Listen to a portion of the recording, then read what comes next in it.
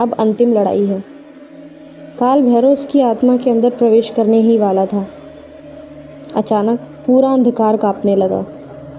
काले धुएं की एक लहर कबीर की ओर बढ़ती गई। उसे लगा जैसे हजारों आवाज़ें उसके दिमाग को चीर देंगी। लेकिन तभी उसे वीडियो में सुनी गई वही फुसफुसाहट याद आई। अचानक उसे एहसास हुआ कि काल भैरव की सभी शक्तियों का स्रोत वो शापित धुन थी। अगर किसी तरह वो धुन टूट जाए तो उसका अस्तित्व भी खत्म हो जाएगा।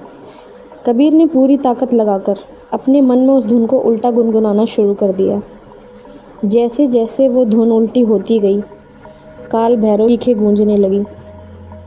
काला धुआं बिखरने लगा। अघोरी का चेहरा डर से भर गया। नहीं, असंभव, ये नहीं हो सकता। लेकिन अब बहुत देर हो चुकी थी। एक भयानक विस्फोट हुआ। पूरा अंधकार सफ़ेद रोशनी में बदल गया और अगले ही पल कबीर अपने कमरे में जाग उठा। वह ज़मीन पर निढाल पड़ा था। उसकी नाक से खून बह रहा था।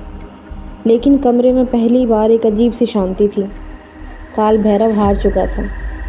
उसकी आत्मा हमेशा के लिए नष्ट हो गई थी। लेकिन उसके नष्ट होते ही कुछ अप्रत्याशित हुआ। उसकी सारी शक्तियाँ जो सदियों से उस धुन में कैद थी, एक नई जगह तलाशने लगी।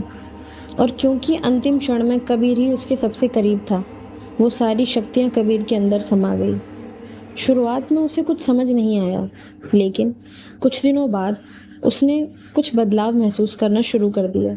कभी कभी उसे लोगों के पास एक अजीब ऊर्जा दिखाई देती।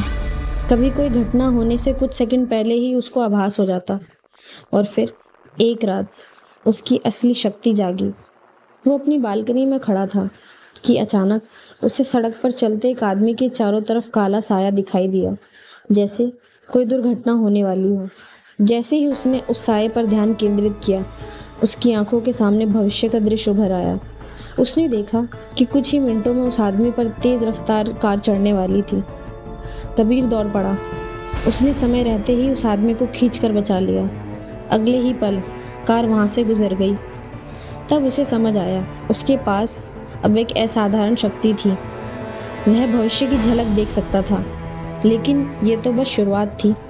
उस रात जब उसने आईने में खुद को देखा तो एक पल के लिए उसकी आंखें हल्की सी नीली चमकी और उसके कानों में एक रहस्यमयी आवाज़ गूंजी। काल भैरव की शक्तियाँ अब तुम्हारी हैं, लेकिन अभी तुमने उनका एक छोटा हिस्सा ही जगाया है। कबीर मुस्कुरा दिया।